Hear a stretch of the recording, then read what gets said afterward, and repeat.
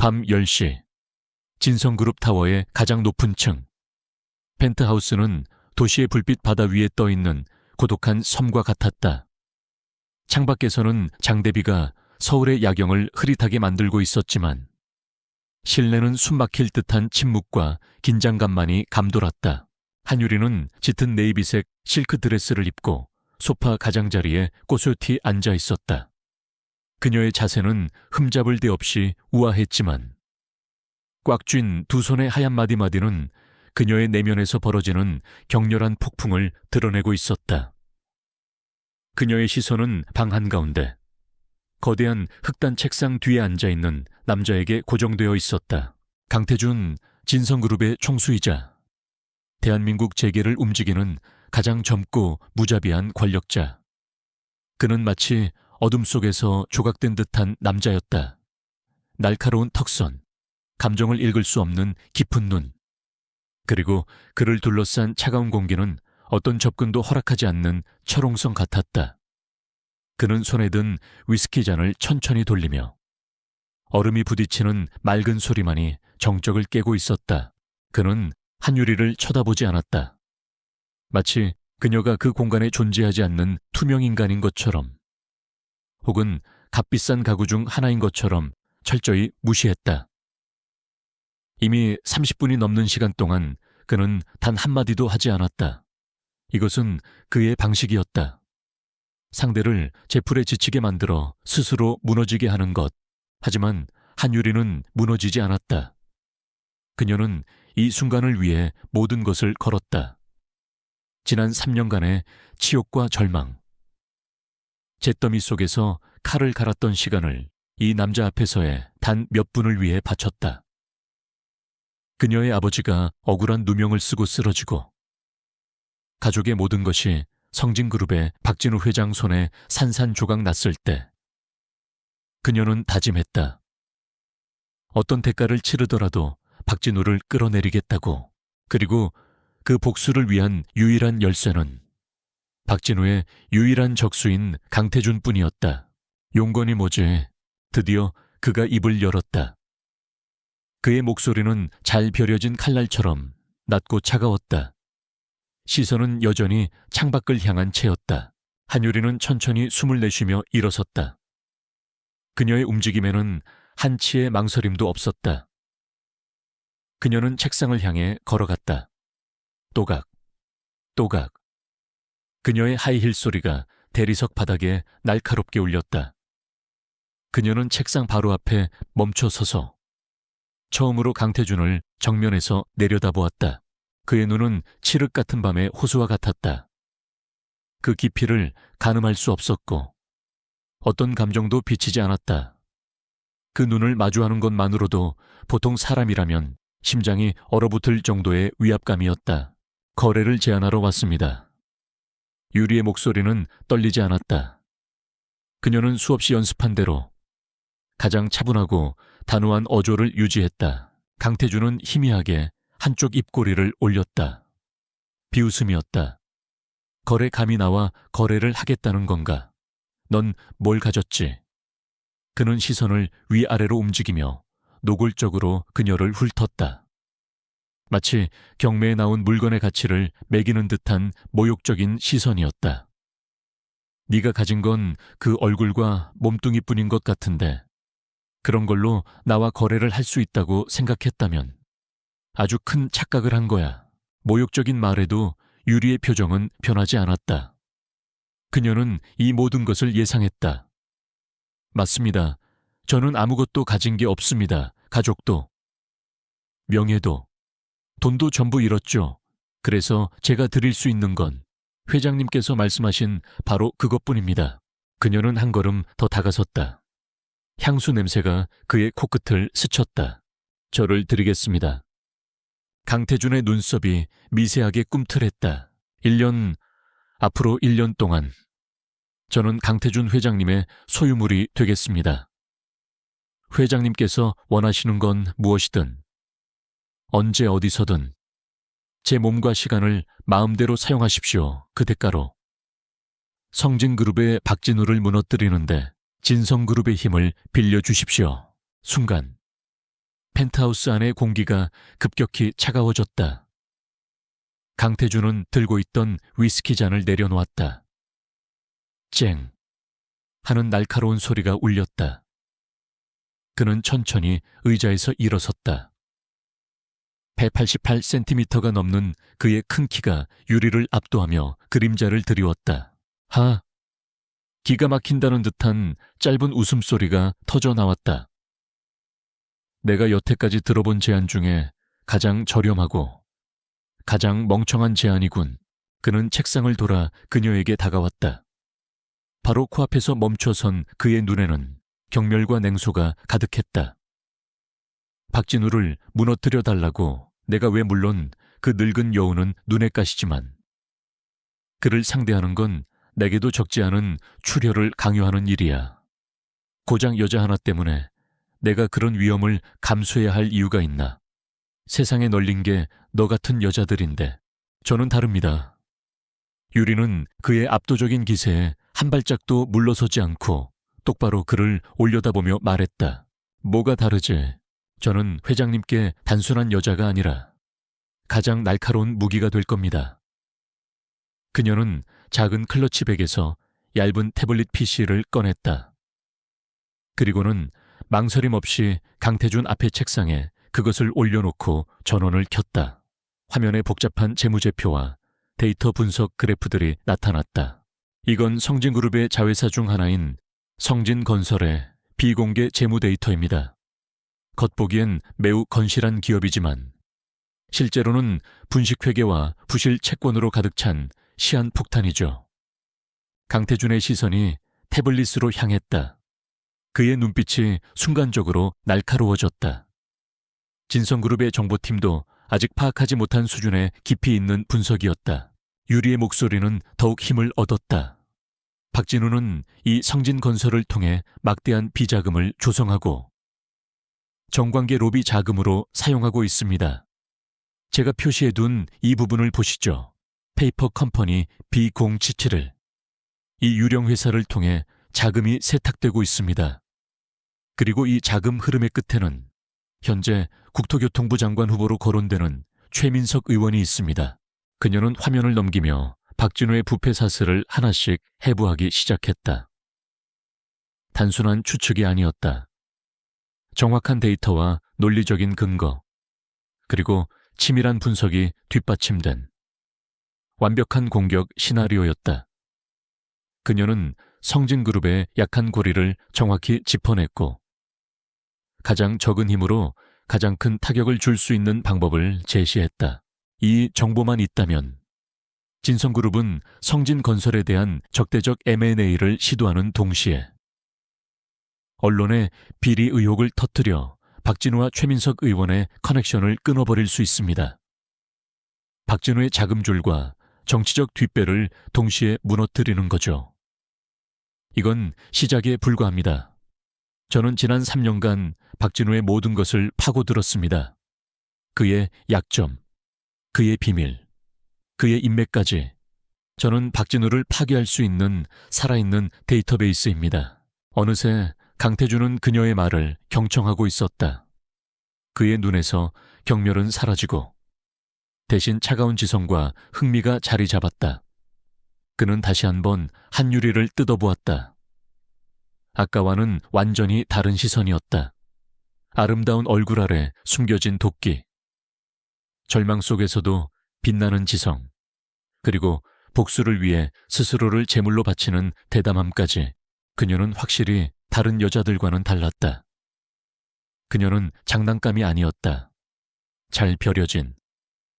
주인을 위해 기꺼이 피를 묻힐 준비가 된 명검밍잔이었다. 재밌군. 강태준이 나지막이 말했다. 그는 태블릿을 들어 세부 데이터를 훑어보았다. 그의 입가에 처음으로 진짜 미소라고 부를 만한 것이 떠올랐다. 하지만 그 미소는 너무나 차갑고 위험해서 오히려 등골을 서늘하게 만들었다. 네 아버지가 한때는 꽤 잘나가던 중경이업 회장이었다고 들었다. 유성 케미칼이었나 박진우의 계략에 빠져 모든 걸 잃고 결국 병으로 죽었다지. 그는 마치 남의 이야기를 하듯 무심하게 말했다. 유리의 어깨가 순간 굳었지만 그녀는 감정을 드러내지 않았다. 알고 계셨군요. 이 바닥에서 모르는 건 죄악이니까. 강태준은 태블릿을 내려놓고 다시 그녀에게로 시선을 옮겼다.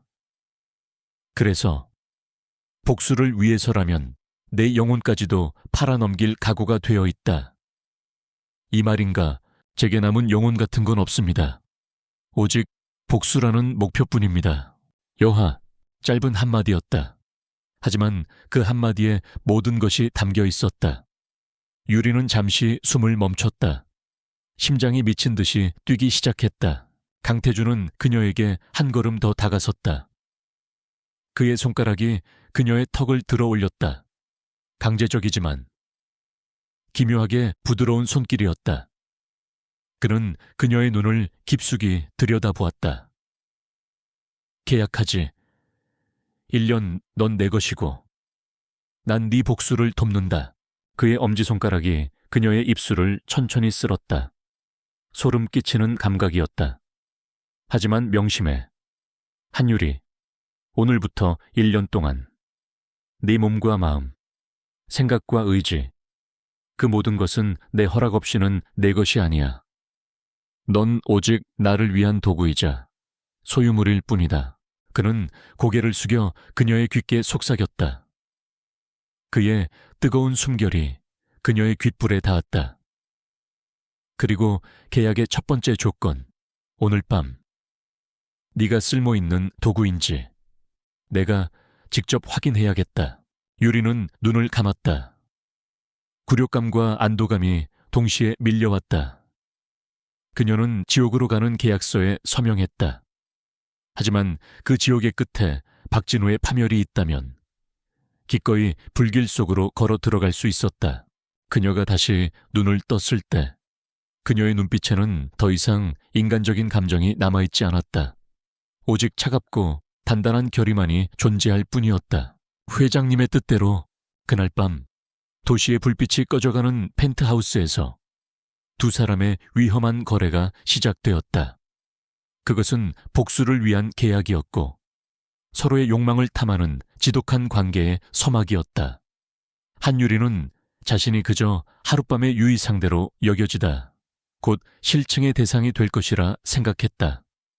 강태준이라는 남자가 얼마나 변덕스럽고 무자비한지 익히 들어왔기 때문이었다. 하지만 그녀는 몰랐다. 그 밤을 시작으로 얼음 같던 남자가 매일 밤 지독하게 그녀에게 얽매여 올 것이라는 사실을. 다음 날 아침 한유리는 거대한 펜트하우스 침실에서 혼자 눈을 떴다. 어젯밤의 흔적은 어디에도 없었다.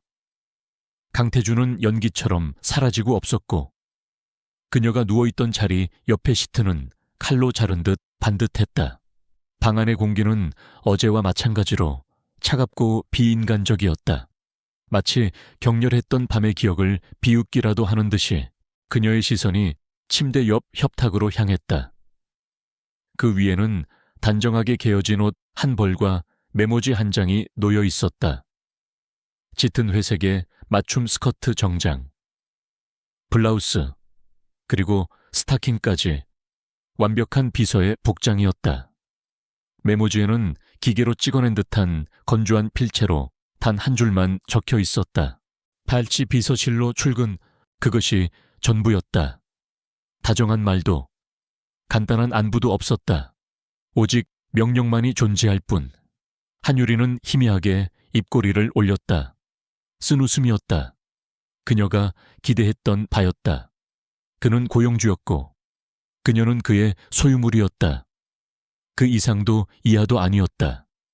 그녀는 기계처럼 일어나 욕실로 향했다. 거울에 비친 자신의 몸에 희미하게 남은 붉은 자국들을 무표정하게 바라보다 이내 차가운 물로 모두 씻어냈다. 어젯밤에 한유리는 죽었다. 오늘부터 그녀는 오직 한유리 비서로만 존재할 것이다.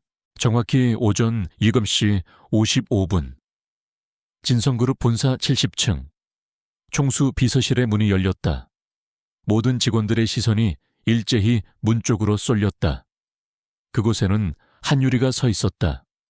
완벽하게 몸에 맞는 정장, 단정하게 빗어 넘긴 머리, 그리고 어떤 감정도 읽을 수 없는 얼음 같은 표정. 그녀의 등장은 고요한 호수에 던져진 돌멩이처럼 즉각적인 파문을 일으켰다. 오늘부터 총수님을 보좌하게 된 한유리입니다. 특별 보좌 비서 직책을 명받았습니다. 그녀의 자기소개는 짧고 간결했다. 비서실의 공기가 순간 싸늘하게 식었다. 특별 보좌 비서라니. 들어본 적도 없는 직책이었다. 모두의 머릿속에 동일한 생각이 스쳐 지나갔다. 낙하산이군. 그것도 보통 낙하산이 아니야. 아름다운 외모, 그리고 총수의 옆자리를 꿰찼다는 사실. 답은 뻔했다. 그녀는 총수의 새로운 여자였다.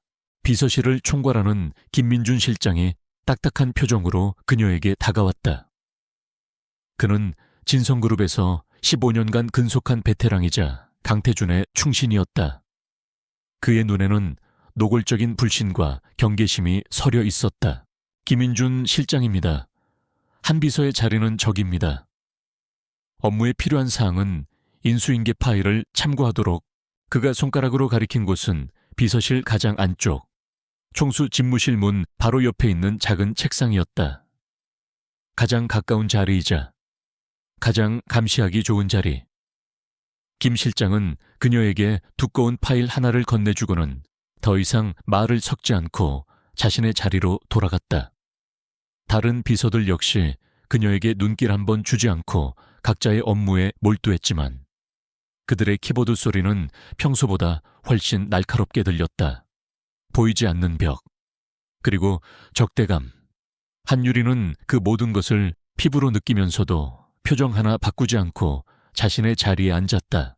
그녀를 향한 시험은 곧바로 시작되었다. 오전 9시, 강태준이 집무실로 출근하자마자 인터컴으로 그녀를 호출했다. 한비서, 다음 주 뉴욕 출장 일정을 정리해서 1시간 내로 보고해. 김민준 실장의 미간이 살짝 찌푸려졌다.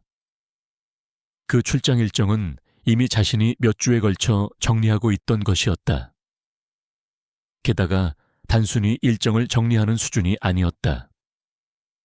5일 동안 3개 도시를 오가며 10개가 넘는 미팅과 컨퍼런스, 그리고 현지 정재계 인사들과의 비공식 만찬까지 뒤죽박죽 얽혀있는 최악의 스케줄이었다. 강태준이 일부러 불가능한 임무를 던져 그녀의 길을 꺾으려는 것이 분명했다. 한유리는 알겠습니다. 라는 짧은 대답과 함께 산더미 같은 관련 자료를 자신의 책상으로 가져왔다. 모두가 그녀가 쩔쩔매다 결국 김 실장에게 도움을 요청할 것이라 예상했다. 하지만 그녀는 누구에게도 말 한마디 걸지 않고 무서운 속도로 자료를 검토하기 시작했다. 그녀의 손가락이 키보드 위에서 춤을 추듯 움직였다. 데이터와 정보를 흡수하고 재구성하는 그녀의 눈빛은 마치 잘 훈련된 맹수와 같았다. 정확히 50분 후, 한유리는 깔끔하게 정리된 보고서를 들고 총수 집무실의 문을 노크했다. 강태준은 소파에 앉아 신문을 보고 있었다. 그는 보고서를 건네받고도 한동안 펼쳐보지 않았다. 대신 날카로운 눈으로 그녀를 관찰했다. 벌써 끝냈다고 대충 정리한 거라면 다시 해와. 대충 하지 않았습니다. 유리의 목소리에는 자신감이 실려 있었다. 그제야 강태준은 보고서를 펼쳐보았다. 그의 눈이 첫 페이지에서 멈칫했다. 기존의 비효율적인 동선을 완벽하게 재구성하여 이동 시간을 30% 단축시킨 새로운 일정표였다. 각 미팅 사이에 자투리 시간을 활용한 화상회의 스케줄까지 추가되어 있었다. 그게 다가 아니었다. 다음 페이지에는 각 미팅에 참석하는 주요 인물들의 상세한 프로필과 예상 논의 안건, 그리고 진성그룹이 취해야 할 협상 전략까지 요약되어 있었다. 심지어 마지막 페이지에는 출장 기간 동안 뉴욕에서 열리는 국제에너지 포럼이 현지 정부의 정치적 이슈와 맞물려 미팅에 예상치 못한 변수로 작용할 수 있다는 경고와 함께 그에 대한 대피책까지 서술되어 있었다. 이것은 단순한 일정 정리가 아니었다. 완벽한 전략 보고서였다. 강태준은 말없이 보고서를 덮었다. 그의 얼굴에는 어떤 감정도 떠오르지 않았지만 그의 눈빛은 이전보다 훨씬 깊어져 있었다. 나가봐. 한유리는 조용히 고개를 숙이고 집무실을 나섰다. 그녀가 나가자마자 강태준은 인터컴으로 김민준 실장을 불렀다. 김 실장, 앞으로 내 모든 일정과 업무 보고는 한 비서를 통해 진행한다. 자네는 비서실 관리와 대외 업무에만 집중하도록. 인터컴 너머로 김 실장의 당황한 침묵이 흘러왔다. 이것은 단순한 업무 조정이 아니었다. 사실상의 신임 선언이었다. 비서실의 모든 직원들은 충격에 휩싸였다. 단 1시간 만에. 낙하산인 줄 알았던 저 여자가 비서실의 실세로 떠오른 것이다. 그날 이후 한유리는 자신의 가치를 증명해 보였다. 그녀는 강태준의 그림자처럼 움직였다. 그가 말하기 전에 원하는 자료를 가져왔고 그가 묻기 전에 문제의 핵심을 짚어냈다. 적대적 M&A를 논의하는 긴급 이사회에서는 반대파 이사의 주장을 논리적으로 반박하는 데이터를 실시간으로 강태준의 태블릿에 띄워 회의의 흐름을 바꿔놓았다. 외국 바이어와의 화상회의에서는 유창한 세계 국어로 통역을 맡는 동시에 샹쇼방의 미묘한 표정 변화를 읽고 협상의 이면을 분석하는 메모를 전달하기도 했다. 소문은 빠르게 바뀌었다. 총수의 여자라는 가십은 사라지고 얼음마녀, 메두사 같은 새로운 별명이 붙었다. 그녀는 누구에게도 웃지 않았고 사적인 대화도 나누지 않았다. 그녀는 오직 강태준이라는 주인을 위해 존재하는 감정 없는 완벽한 비서의 가면을 쓰고 있었다. 하지만 밤이 되면 그 가면 아래에 진짜 모습이 드러났다. 그들의 밤은 더 이상 일방적인 탐닉으로만 채워지지 않았다. 육체적인 관계가 끝난 후 그들은 종종 잠들지 않고 펜트하우스의 서재에서 마주 앉았다. 와인잔이나 체스판을 사이에 두고 그들은 성진그룹을 무너뜨릴 다음 계획을 논의했다. 그 시간 속에서 강태준은 새로운 한유리를 발견했다. 낮 동안의 냉철한 비서가 아닌 복수의 불꽃을 태우는 전략가 한유리. 그녀는 박진우의 모든 약점을 꿰뚫고 있었고 그의 다음 수를 귀신같이 예측했다. 그녀의 분석은 날카로웠고 그녀의 계획은 대담했다. 다음 타겟은 성진 바이오입니다. 박진우가 가장 공을 들이고 있는 신사업이지만 임상 데이터를 조작했다는 의혹이 있습니다. 우리가 그 증거를 찾아내 언론에 터뜨린다면 성진그룹의 주가는 폭락하고 시장의 신뢰를 잃게 될 겁니다. 노트북 화면의 빛을 받아 반짝이는 그녀의 눈을 보며 강태준은 자신도 모르게 그녀에게 빠져들고 있음을 느꼈다. 처음에는 그녀의 몸을 탐했지만 이제는 그녀의 뇌를, 그녀의 정신을 더 갈망하게 되었다. 그녀의 상처 입은 영혼과 그 안에서 타오르는 강철 같은 의지에 매료되었다. 그는 계약의 주도권을 쥐고 있는 것이 자신이라고 생각했다. 그녀를 완벽한 도구로, 소유물로 길들일 수 있다고 믿었다. 하지만 밤이 깊어질수록 그들은 단순한 주인과 소유물의 관계를 넘어서고 있었다. 함께 적을 상대하는 동맹이자 서로의 가장 깊은 어둠을 공유하는 유일한 존재가 되어가고 있었다. 어느 늦은 밤, 치열한 전략 회의 끝에 잠시 침묵이 흘렀다. 한유리는 피곤한 듯 잠시 눈을 감았다.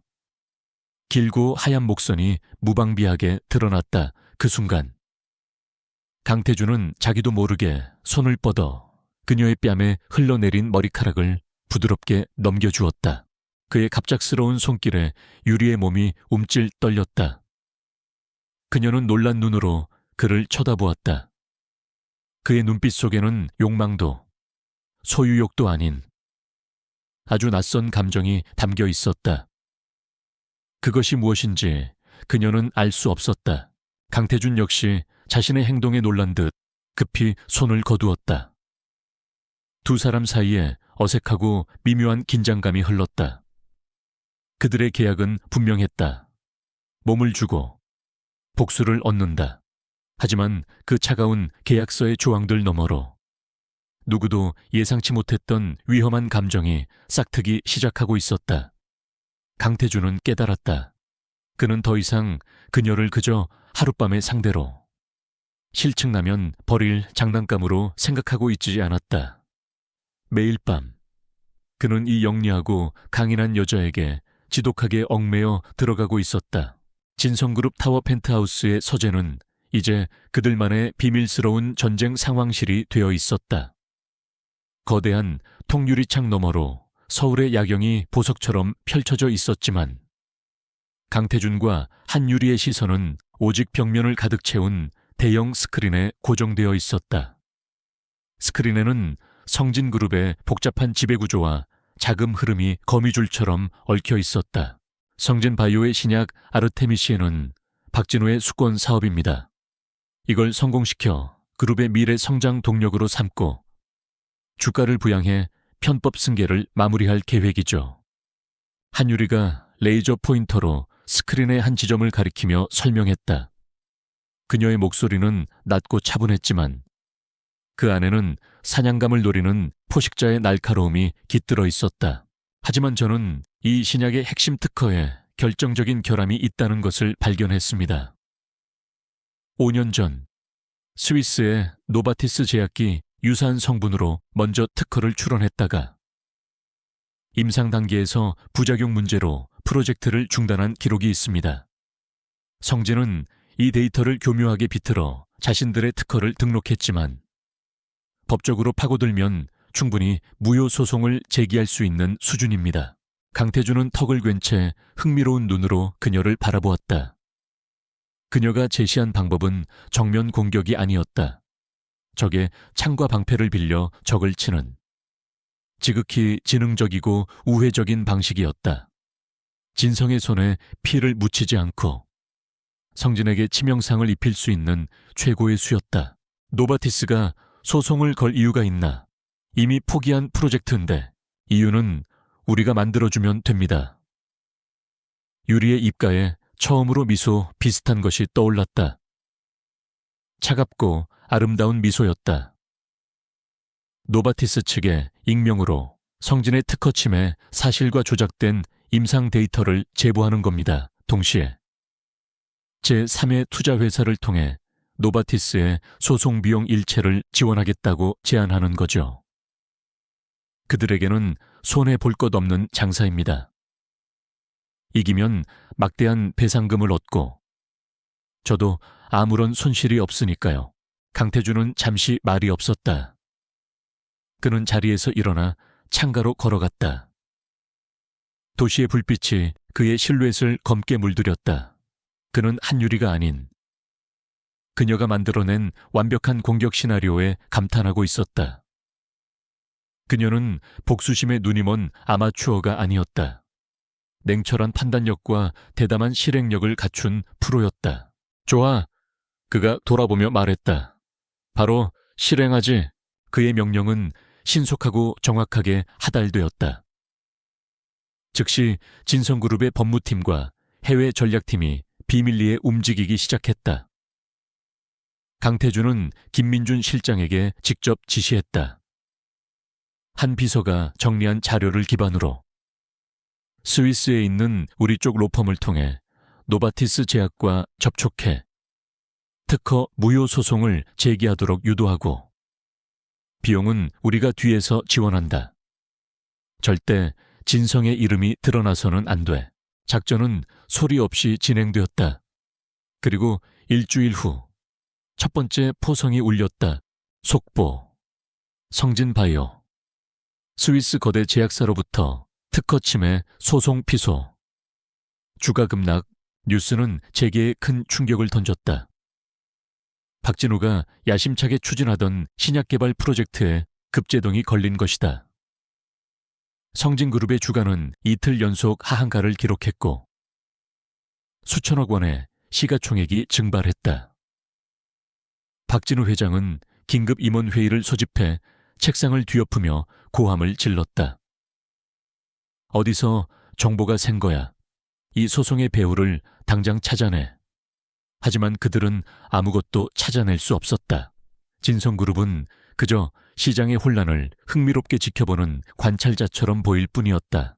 펜트하우스에서 뉴스를 지켜보던 한유리의 표정은 얼음처럼 차가웠다.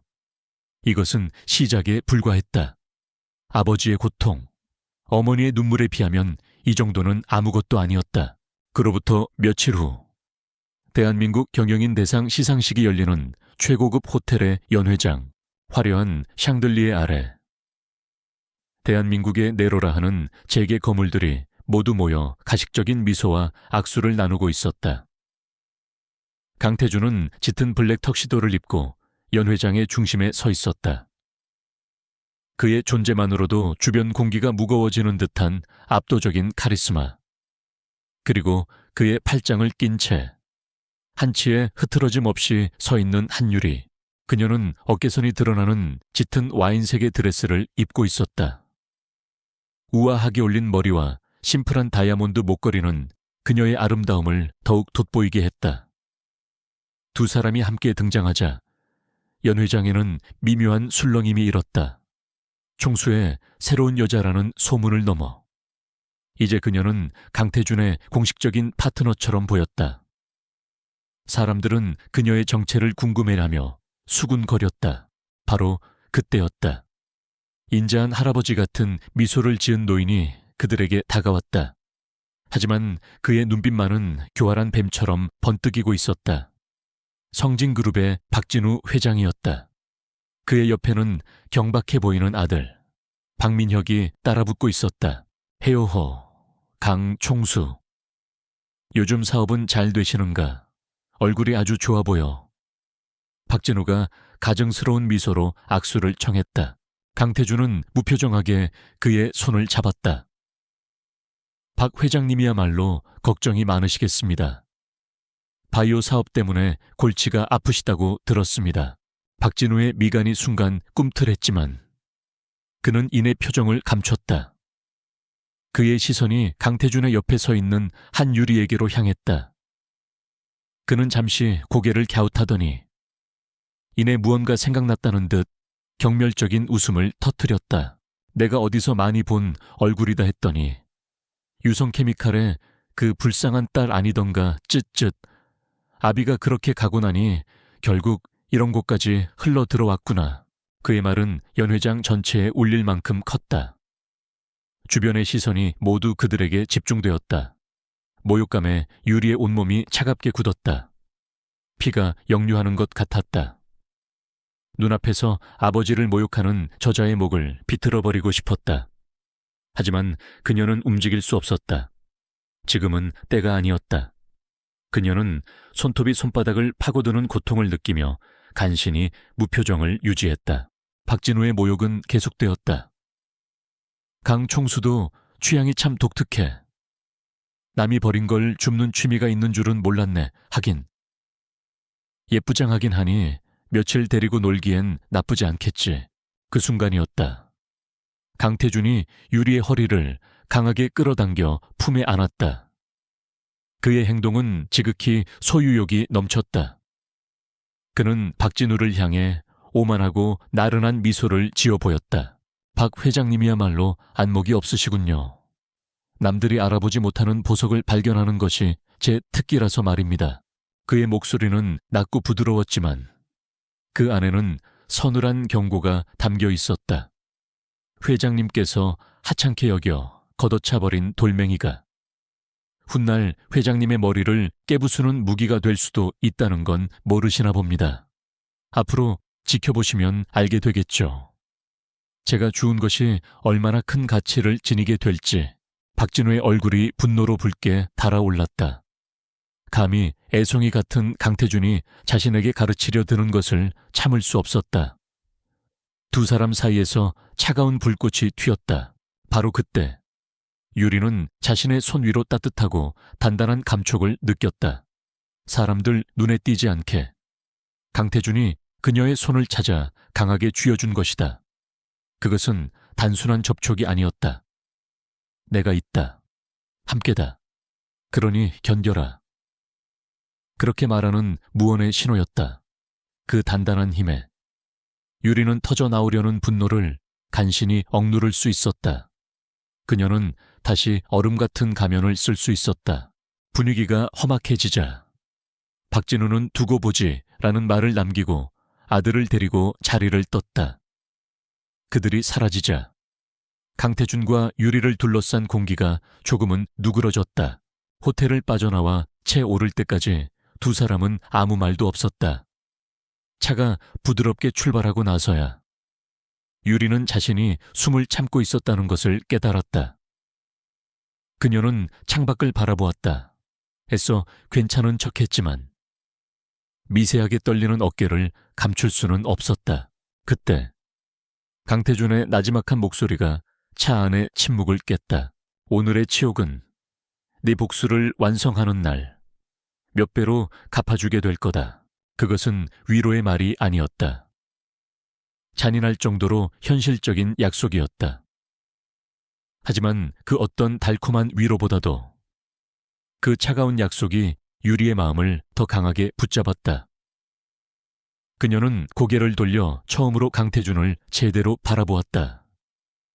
어둠 속에서도 그의 눈은 맹수처럼 빛나고 있었다. 펜트하우스로 돌아온 후에도 무거운 침묵은 계속되었다. 강태준은 말없이 배 가서 위스키 2잔을 따라 한 잔을 그녀에게 건넸다. 유리는 망설임 없이 잔을 받아 단숨에 들이켰다. 독한 술이 목을 태우고 내려갔지만 오히려 머리는 맑아지는 기분이었다. 그녀는 빈잔을 내려놓으며 말했다. 고맙습니다. 무엇에 대한 감사인지는 말하지 않았다. 하지만 강태준은 알고 있었다. 고마워할 필요 없어. 내 무기가 날카로울수록 내 승리도 빨라질 테니까 이건 철저한 비즈니스야. 그는 여전히 차갑게 선을 그었다. 하지만 유리는 보았다. 그의 차가운 눈빛 깊은 곳에서 이전에는 볼 수 없었던 어떤 감정이 희미하게 흔들리고 있다는 것을. 오늘 밤 박진우와의 대립은 그들의 관계를 새로운 국면으로 이끌었다. 그들은 단순한 계약 관계를 넘어 공동의 적을 앞에 둔 진정한 공범이자 파트너가 되었다. 진짜 전쟁은 이제 막 시작되었을 뿐이었다. 그날 밤 한유리는 악몽을 꾸었다. 꿈속에서 그녀는 다시 17살의 소녀였다. 비가 억수같이 쏟아지던 밤, 저택의 대문이 부서져라 열리고 사이렌 불빛이 거실의 모든 것을 시뻘게 물들였다. 카메라 플래시가 번개처럼 터지고 기자들이 아귀처럼 몰려들었다. 그리고 그 한가운데 아버지 한상훈 회장이 수갑을 찬 채 검사들에게 끌려나가고 있었다. 나는 결백하다. 이건 함정이야. 아버지의 절규는 소음 속에 묻혔다. 꿈속의 유리는 필사적으로 그에게 달려가려 했지만 발이 바닥에 붙어버린 듯 움직일 수 없었다. 그때 인파 속에서 익숙한 얼굴이 보였다. 박진우. 그는 모든 것이 만족스럽다는 듯 악마 같은 미소를 짓고 있었다. 그 순간 옆에 있던 어머니가 비명을 지르며 쓰러졌다. 안 돼. 안 돼. 안 돼. 한유리는 저도 모르게 비명을 지르며 잠에서 깼다. 온몸은 식은땀으로 축축했고 심장은 가슴을 뚫고 나올 듯 미친 듯이 뛰고 있었다. 그녀가 있는 곳은 어둡고 고요한 펜트하우스의 침실이었다. 현실이었다. 하지만 꿈의 잔상은 너무나도 생생해서 여전히 지옥 속에 있는 것만 같았다. 그때 옆에서 나지막한 목소리가 들려왔다. 물을 마셔. 유리가 고개를 돌리자 어둠 속에서 강태준의 형체가 보였다. 그는 상반신을 일으킨 채 그녀를 바라보고 있었다. 잠들지 않았던 모양이다. 그의 눈은 어둠 속에서도 형형하게 빛나고 있었다. 그는 탁자 위에 물잔을 들어 그녀에게 건넸다. 그의 표정에는 어떤 동정이나 궁금증도 없었다. 그는 왜 소리를 질렀는지, 무슨 꿈을 꾸었는지 묻지 않았다. 그저 기계처럼 필요한 것을 제공할 뿐이었다. 유리는 말없이 물을 받아 단숨에 마셨다. 차가운 물이 타는 듯한 목을 적셨지만 심장의 떨림은 멈추지 않았다. 고맙습니다. 계속 잘 건가? 아니면 나갈 건가? 그는 용건만 말했다. 나가 있겠습니다. 유리는 더 이상 잠들 수 없다는 것을 알았다.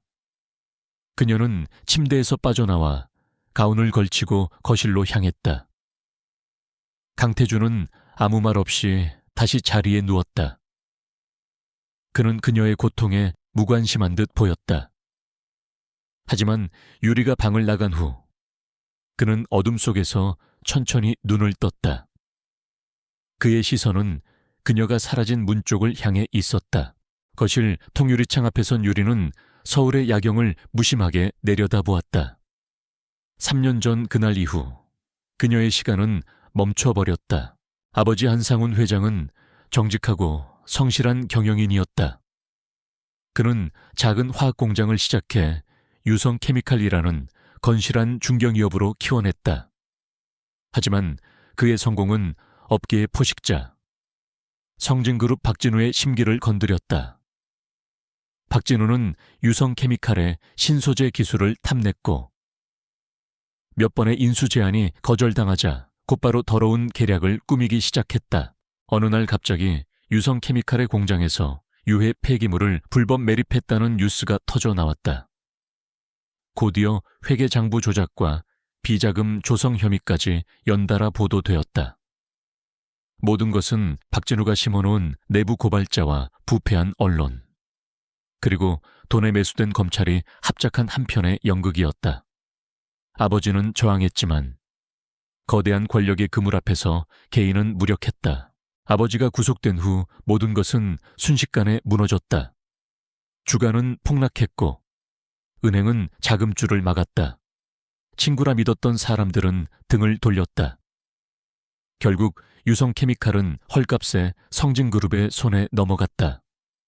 평생의 모든 것을 잃은 충격과 스트레스로 심장이 약했던 어머니는 그 겨울을 넘기지 못하고 눈을 감았다.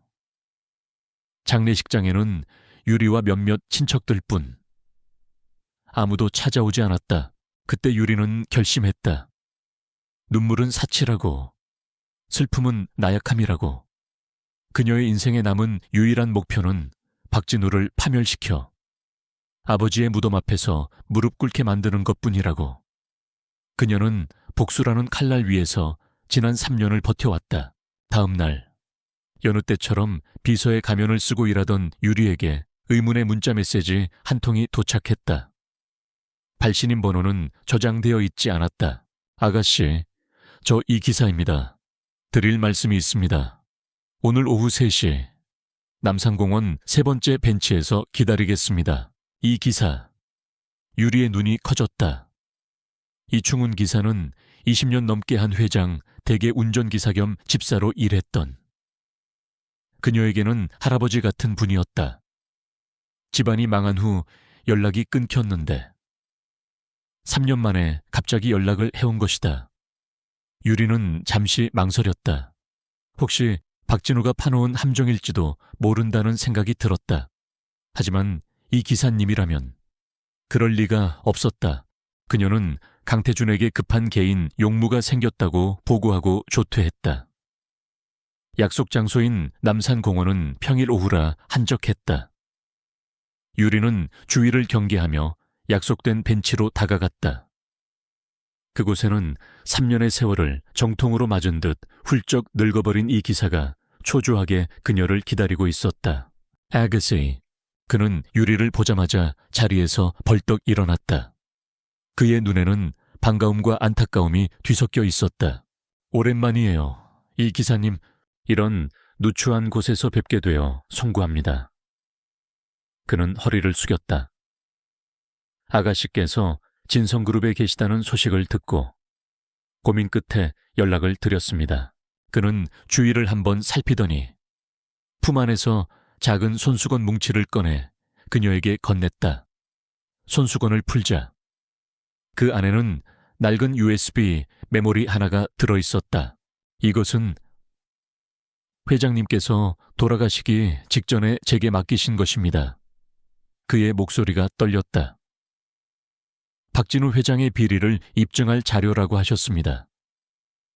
하지만 시간이 부족하여 다 완성하지는 못했다고 언젠가 아가씨께서 힘을 가졌을 때 그때 꼭 전해주라고 신신당부하셨습니다. 유리는 떨리는 손으로 USB를 받았다. 작고 차가운 금속 조각이 마치 아버지의 유언처럼 무겁게 느껴졌다. 조심하십시오. 아가씨, 박진우 회장은 보통 사람이 아닙니다. 이 기사는 그 말만 남기고 서둘러 자리를 떴다. 유리는 한동안 그 자리에 서서 손안의 USB를 가만히 내려다보았다. 희망일까? 아니면 또 다른 절망의 시작일까? 그날 밤 유리는 강태준이 서재에서 업무를 보고 있는 것을 확인하고 자신의 방으로 돌아와 노트북에 USB를 꽂았다. 심장이 세차게 뛰었다. USB 안에는 수십 개의 파일들이 무질서하게 들어있었다.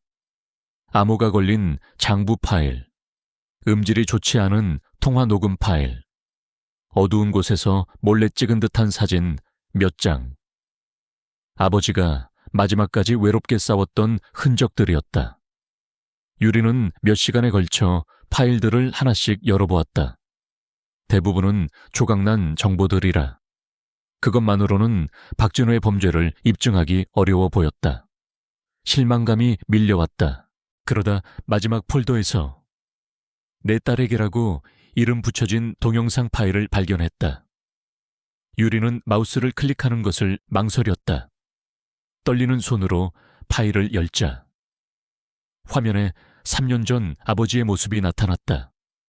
구속되기 바로 전날 서재에서 몰래 찍은 영상인 듯했다.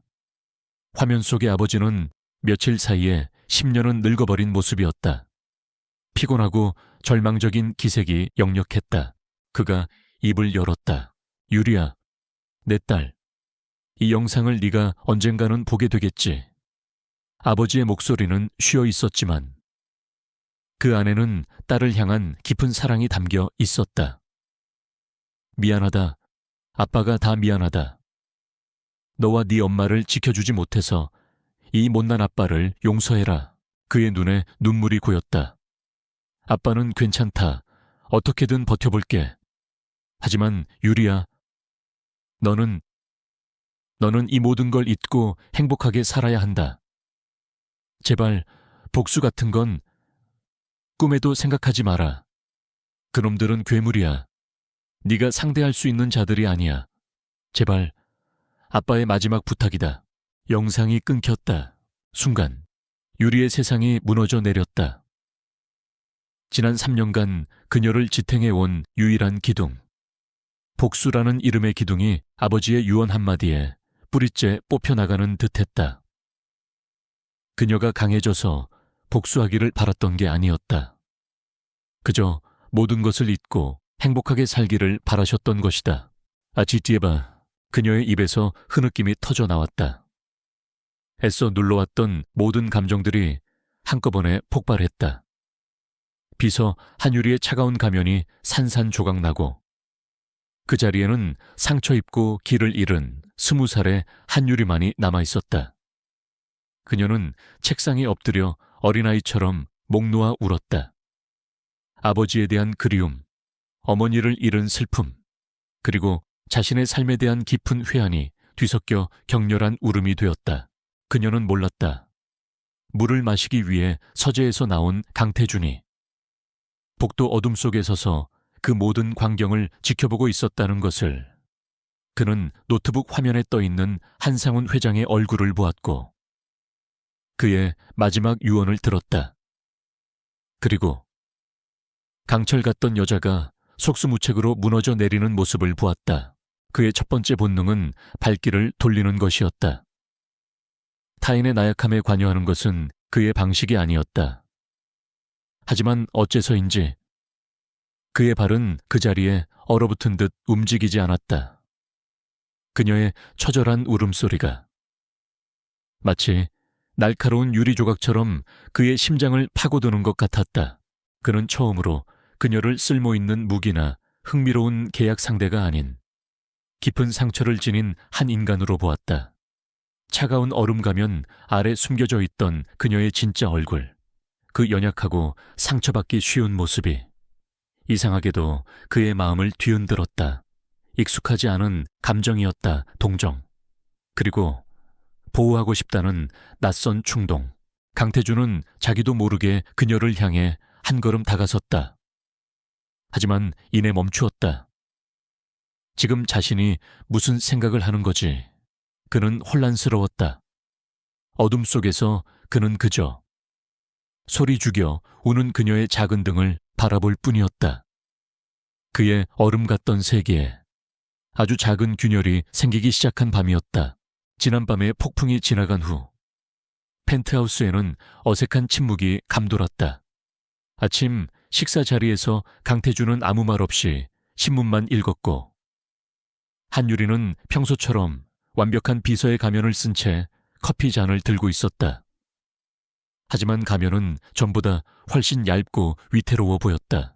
강태주는 그녀가 어젯밤 울었다는 사실을 일절 언급하지 않았다. 하지만 그의 시선은 미묘하게 달라져 있었다. 그는 이전처럼 그녀를 투명인간 취급하지 않고 문득문득 날카로운 눈으로 그녀의 상태를 살폈다. 유리가 평소처럼 커피만으로 아침을 때우려 하자 그는 신문에서 눈을 떼지 않은 채 무심하게 한마디 던졌다. 김 실장에게 말해서 앞으로 한 비서 아침 식사는 제대로 챙기라고 해. 유리는 놀라 그를 쳐다보았지만 그는 이미 신문 뒷장으로 넘어가고 있었다. 그녀는 아무 말도 하지 않았지만 딱딱하게 굳어있던 마음 한구석이 아주 조금 부드러워지는 것을 느꼈다. 슬픔을 쏟아내고 난 후 유리의 눈빛은 오히려 전보다 더 단단해져 있었다. 아버지의 유언은 그녀에게 복수를 포기하라는 말이 아니었다. 아버지가 끝내지 못한 정의를 딸인 자신이 완성하라는 마지막 명령으로 받아들였다. 복수는 이제 그녀 개인의 감정을 넘어 아버지의 명예를 되찾기 위한 숙명이 되었다. 그녀는 아버지의 USB에 담긴 데이터에 다시 매달렸다. 강태주는 그녀의 의지를 읽었다는 듯 진성그룹의 최고 수준 보안 등급과 데이터 분석팀의 접근 권한을 그녀에게 부여했다. 이제 그녀는 진성이라는 거대한 무기고의 모든 무기를 마음대로 사용할 수 있게 된 것이다. 밤낮 없이 며칠을 몰두한 끝에 마침내 돌파구가 열렸다. 그녀는 아버지의 파일들 속에 숨겨져 있던 이중 암호화된 회계 장부 하나를 해독하는 데 성공했다. 화면에 떠오른 내용을 확인한 순간 그녀는 온몸의 피가 차갑게 식는 것을 느꼈다. 그것은 단순한 비자금 장부가 아니었다. 대한민국을 움직이는 거대한 부패의 지도, 판도라의 상자 그 자체였다.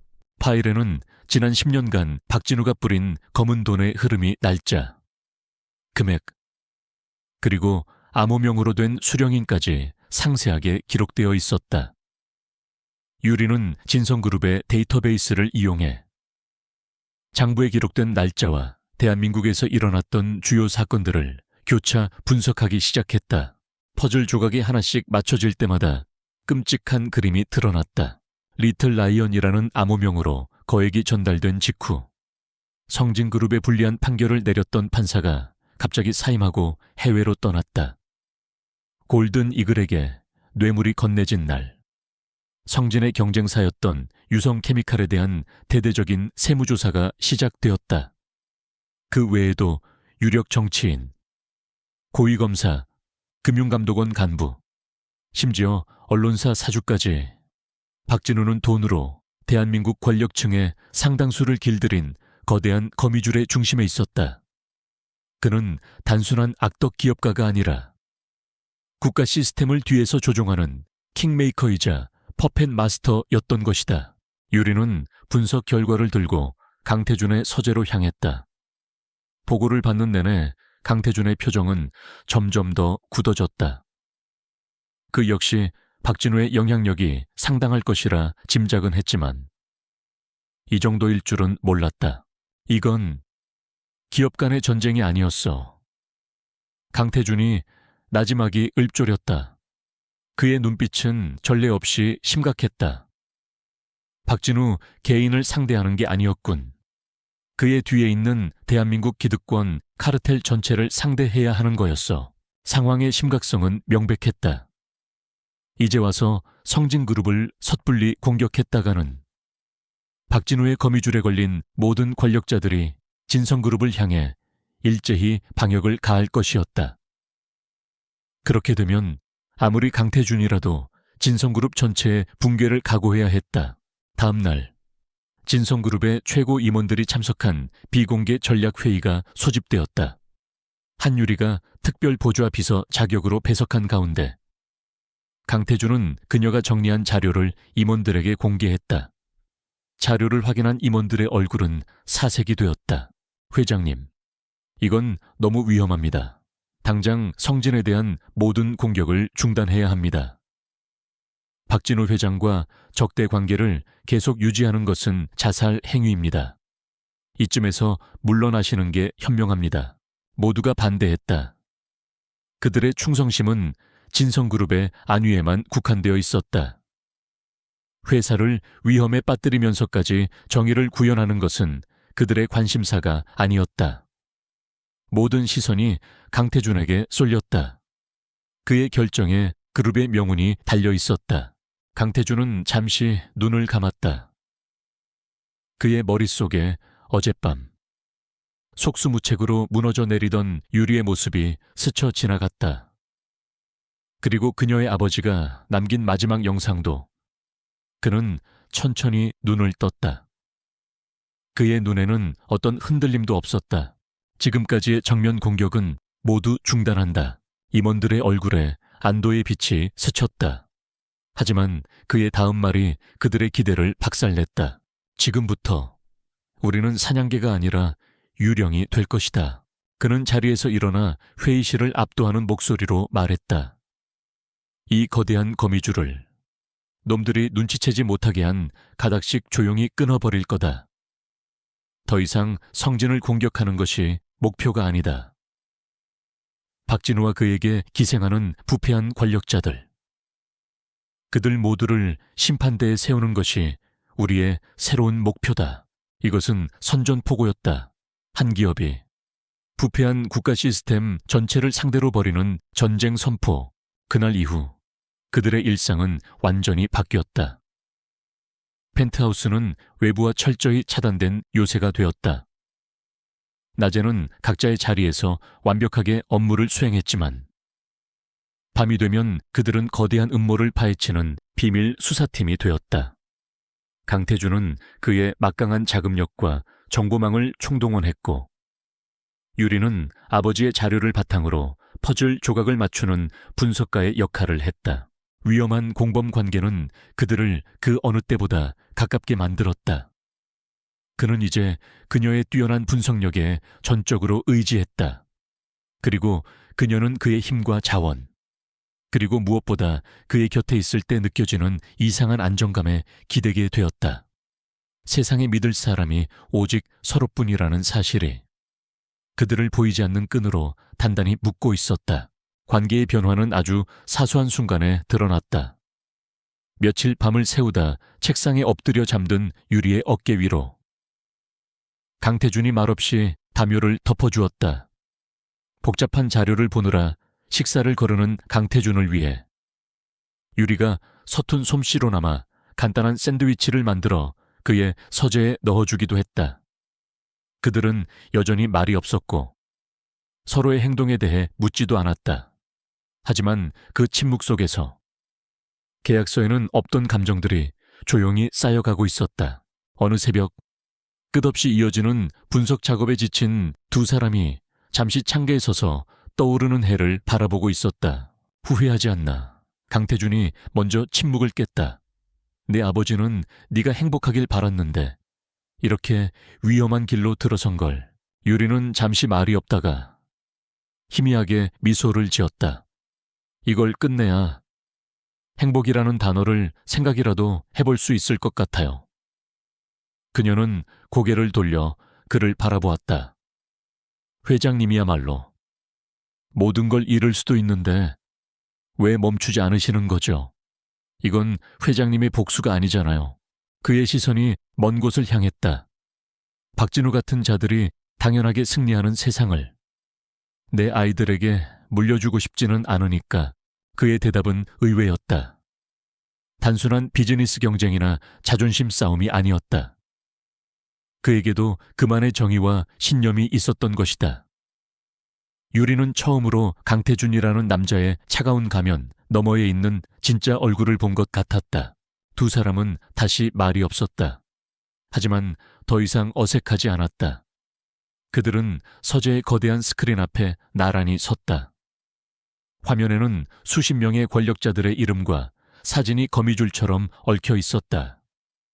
불가능해 보이는 거대한 적. 하지만 이제 그들은 혼자가 아니었다. 강태준이 말없이 유리의 어깨에 손을 올렸다.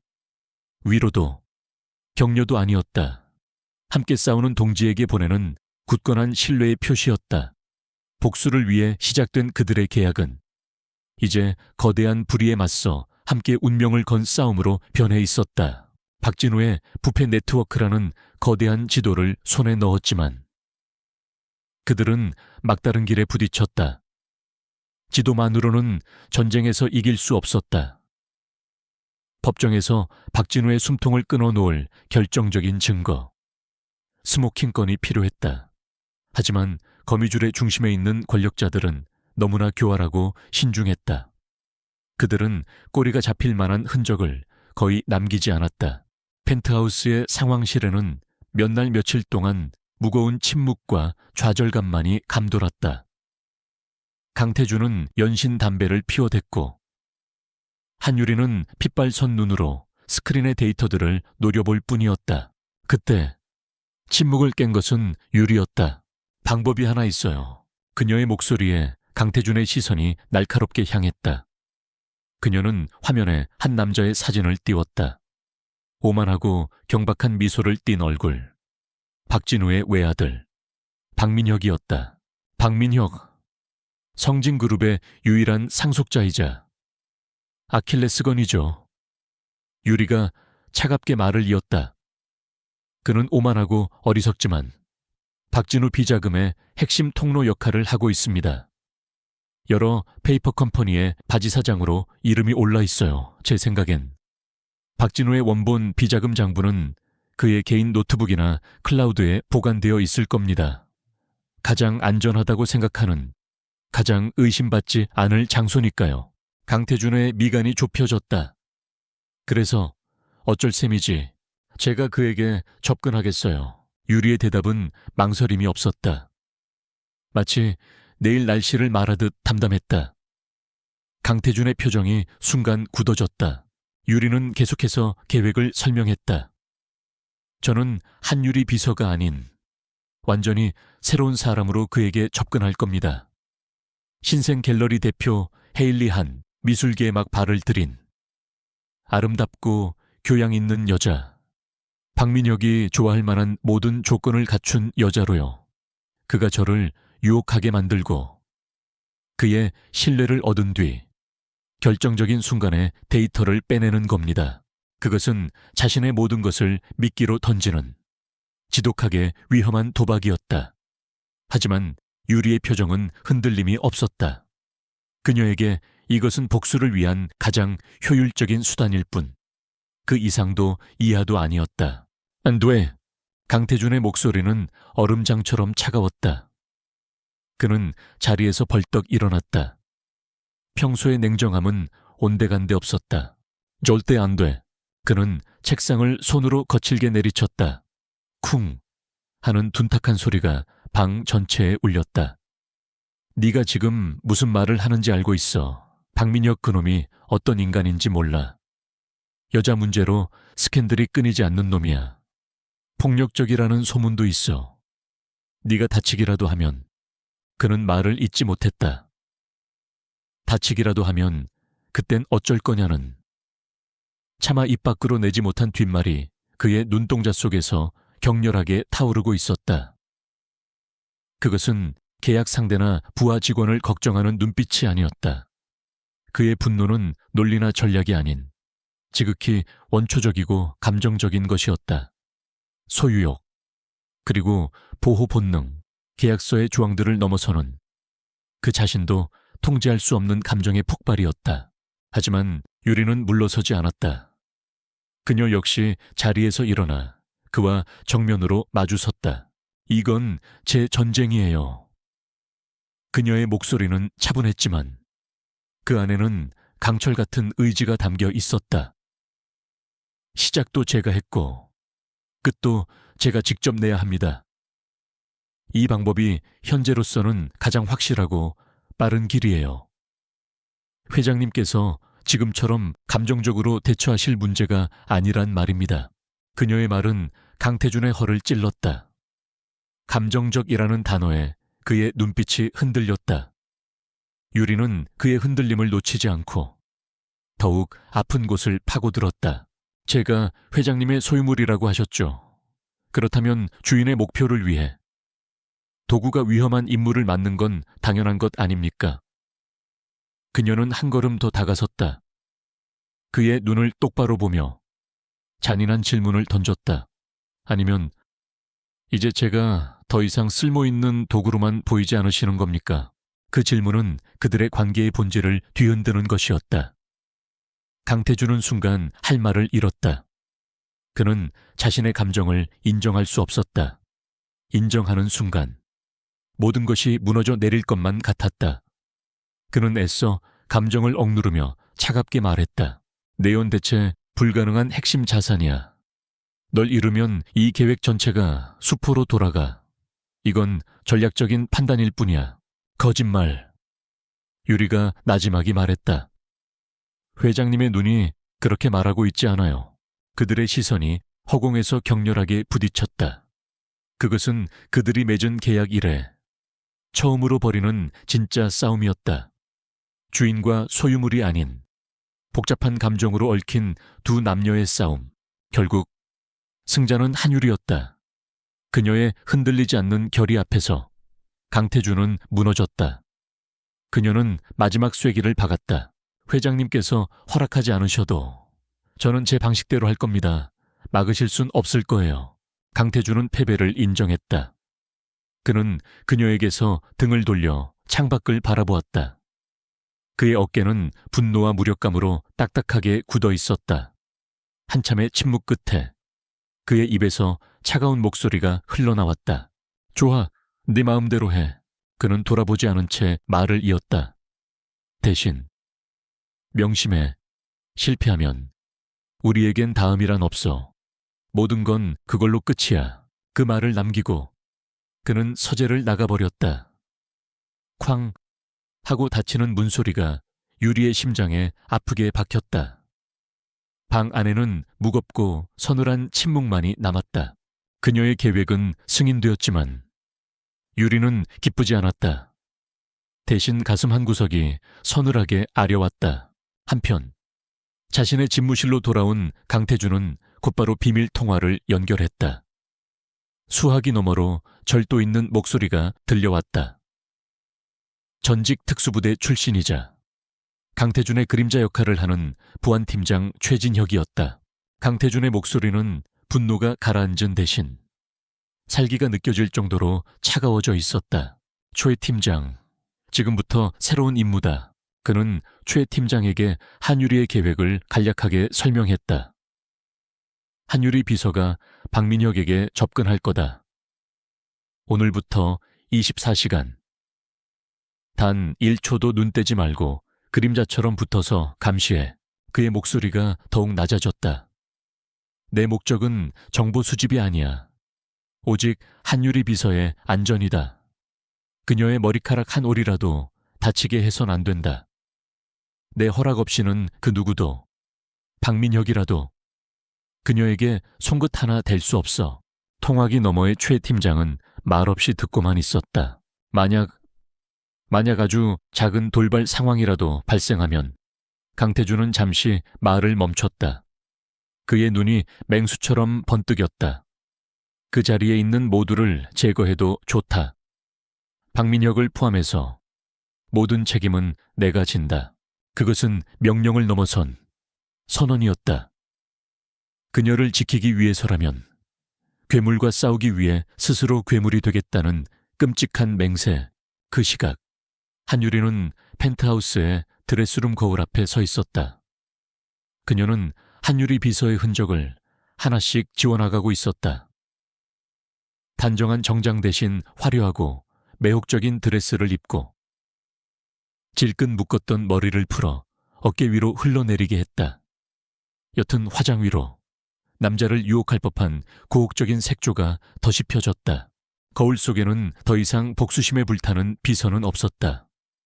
오직 헤일리 한이라는 아름답지만 위험한 미끼만이 존재할 뿐이었다. 그녀의 눈빛은 목표를 향해 흔들림이 없었다. 하지만 그 단단한 결의의 이면에서 아주 찰나의 순간 두려움과 외로움의 그림자가 스쳐 지나갔다. 그녀는 이제 사자굴 속으로 스스로 걸어 들어가야 했다.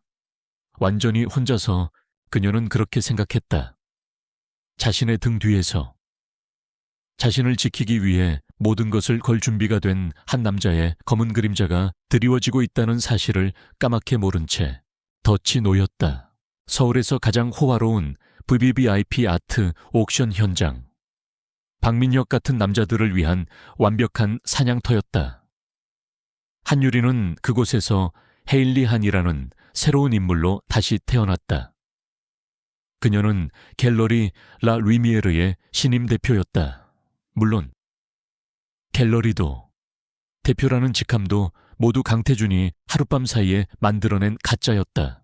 그녀는 눈에 띄는 화려한 드레스 대신 지적인 우아함이 돋보이는 흰색 실크 수트를 입었다. 다른 여자들이 보석으로 자신을 치장할 때 그녀는 작품에 대한 해박한 지식으로 자신을 빛냈다. 그녀는 노골적으로 남자의 시선을 갈구하지 않았다. 오히려 작품에만 몰두하는 그 도도한 모습이 사냥의 굶주린 박민혁의 소유욕을 정통으로 자극했다. 이런 곳에서 이런 미인을 뵙다니 그림보다 더 눈이 가는군요. 예상대로 박민혁이 상투적인 작업 멘트를 날리며 접근해왔다. 그는 최고급 시계와 명품으로 휘감았지만 그에게서는 돈으로도 감출 수 없는 천박함이 흘러나왔다. 유리는 그를 잠시 쳐다보곤 이내 흥미없다는 듯 다시 그림으로 시선을 돌렸다. 죄송하지만 저는 사람보다 클림트의 진품에 더 관심이 많아서요. 그녀의 쌀쌀맞은 태도는 박민혁의 승부욕에 불을 붙였다. 그는 여자들이 자신에게 보이는 뻔한 반응에 익숙해져 있었다. 돈과 권력 앞에 무릎 꿇지 않는 것처럼 보이는 이 신선한 먹잇감은 그에게 반드시 정복해야 할 목표가 되었다. 그날 이후 박민혁의 맹목적인 구애가 시작되었다. 그의 사무실에는 매일같이 그녀가 좋아한다는 흰색 카라꽃이 배달되었다. 최고급 레스토랑 예약은 기본이었고 그녀의 갤러리에 전시할 작품을 사주겠다며 거액을 제시하기도 했다. 유리는 그 모든 것을 능숙하게 받아넘겼다. 너무 거절하여 의심을 사지도 너무 쉽게 받아들여 가치를 떨어뜨리지도 않는 절묘한 줄타기였다. 그녀는 박민혁을 만날 때마다 조금씩 거짓 정보를 흘리며 헤일리 한이라는 인물에 신뢰를 더했다. 그리고 대화 중에 교묘하게 그의 자존심을 자극하며 성진그룹 내에서 그의 역할과 아버지의 사업에 대한 이야기들을 끌어냈다. 민혁 씨는 능력이 충분한데 아버님 그늘에 가려져 있는 것 같아 아쉬워요. 같은 말 한마디에 어리석은 그는 신이 나서 자신이 관리하는 페이퍼 컴퍼니들에 대해 떠들어대기 시작했다. 이 모든 과정은 강태준의 펜트하우스 상황실에서 실시간으로 감시되고 있었다. 강태준은 여러 개의 화면을 통해 유리가 박민혁과 함께 있는 모습을 지켜보았다. 박민혁이 그녀의 손등에 키스할 때 강태준은 자신도 모르게 손에 든 유리잔을 부서져라 쥐었다.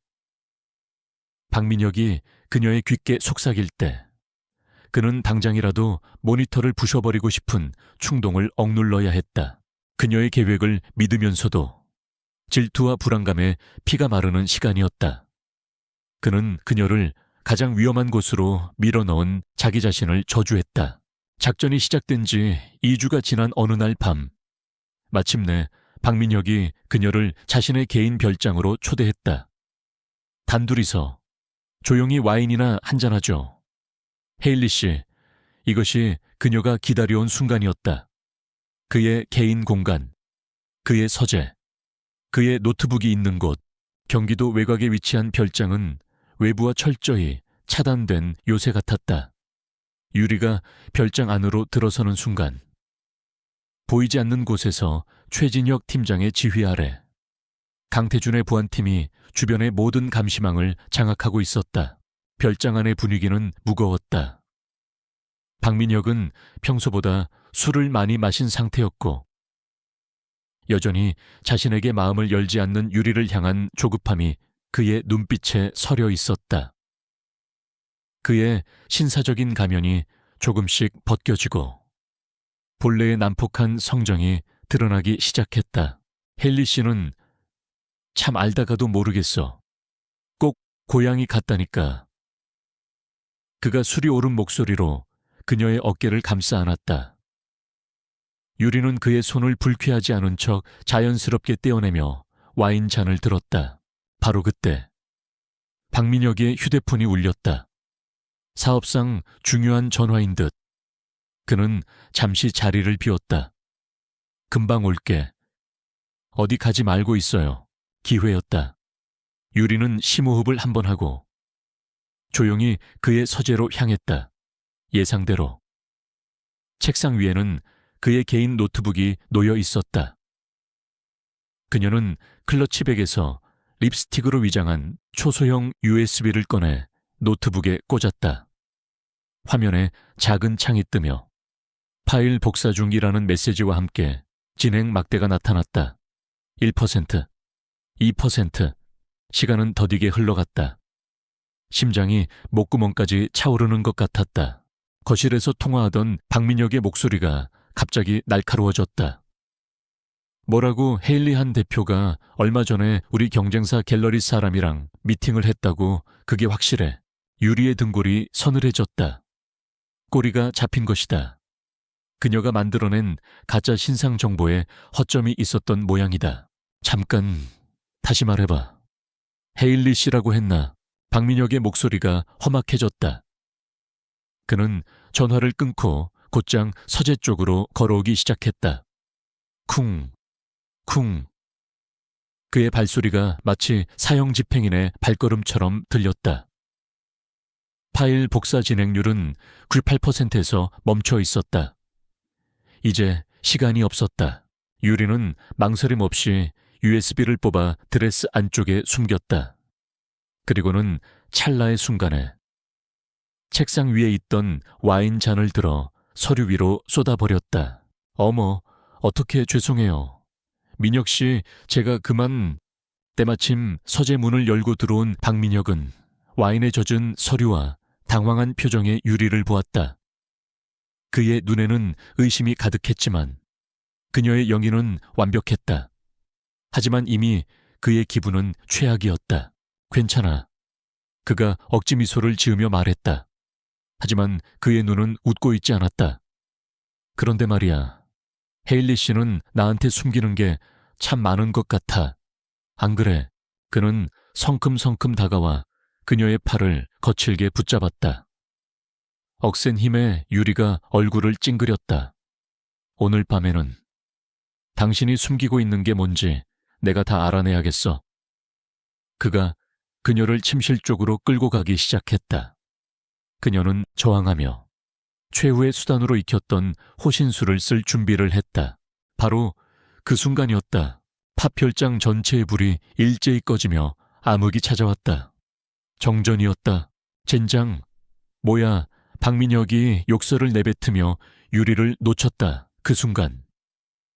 다른 방에서 유리가 깨지는 날카로운 소리가 들렸고 최첨단 보안 시스템은 미친 듯이 울리다 인해 꺼져버렸다. 완벽하게 계획된 혼란이었다. 완전한 어둠 속에서 유리는 누군가가 자신의 팔을 붙잡는 것을 느꼈다. 박민혁의 거친 손길이 아니었다. 신속하고 정확하고 군더더기 없는 전문가의 손길이었다. 그녀는 저항하지 않았다.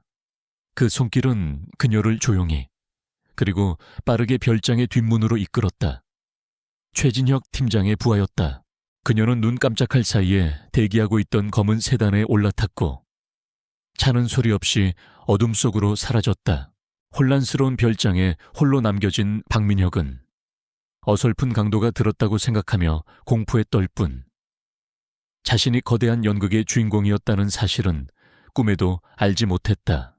차는 펜트하우스가 아닌 강남의 한 안전가옥으로 향했다. 유리가 차에서 내리자마자 다른 차 한 대가 미끄러지듯 멈춰 섰다. 그리고 강태준이 뛰어내리듯 차에서 내렸다. 그의 얼굴은 분노와 안도가 뒤섞여 창백하게 질려 있었다. 그는 아무 말 없이 성큼성큼 그녀에게 다가왔다. 그리고는 다짜고짜 그녀의 양어깨를 붙잡고 혹시 다친 곳이라도 없는지 미친 듯이 살폈다. 괜찮아. 그의 목소리는 감정이 격하게 북받친 탓에 거칠게 갈라져 있었다. 그의 눈동자 속에서 유리는 진심 어린 공포와 안도감을 보았다. 그것은 자신의 자산을 걱정하는 눈빛이 아니었다. 소중한 사람을 잃을 뻔했던 남자의 눈빛이었다. 그 순간 유리는 깨달았다. 그의 차가운 가면 뒤에 숨겨져 있던 진심을. 그녀는 고개를 끄덕였다. 아직도 떨리고 있었지만 안전했다. 그녀는 드레스 안에 숨겨두었던 작은 USB를 꺼내 보였다. 가져왔어요.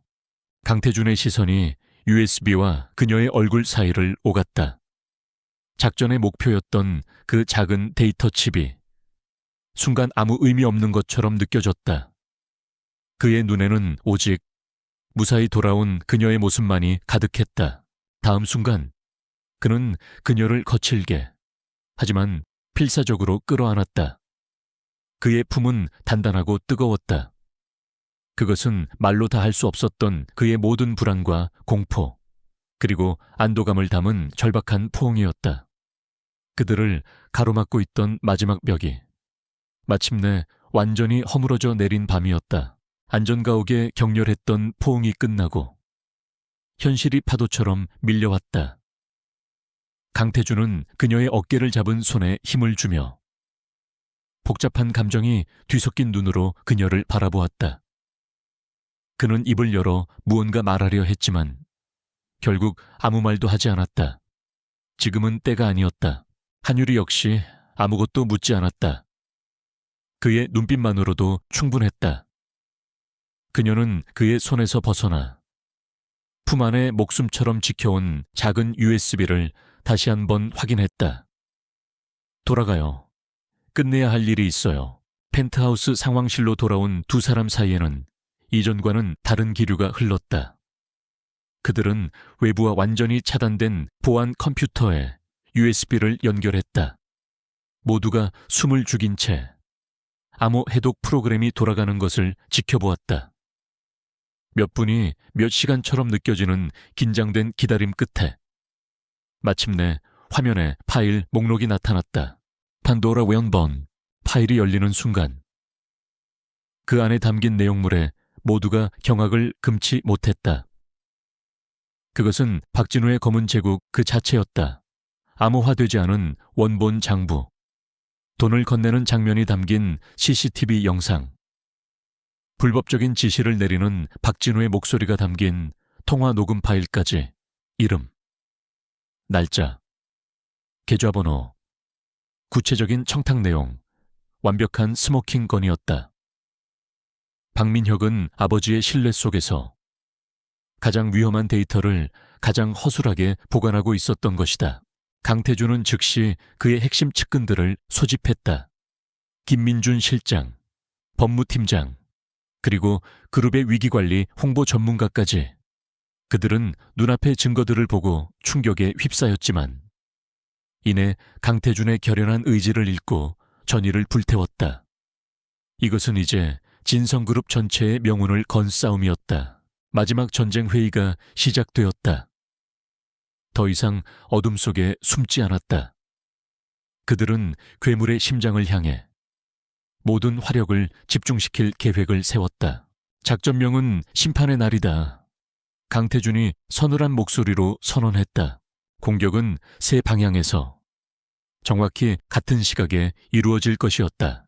첫째, 법적, 정치적 공격. 한유리가 확보한 증거의 원본 파일은 대한민국에서 가장 강직하기로 소문난 소수의 특수부 검사들과 권력의 비리를 전문적으로 파헤치는 탐사보도 전문 기자에게 익명으로 전달될 것이었다. 둘째, 금융공격.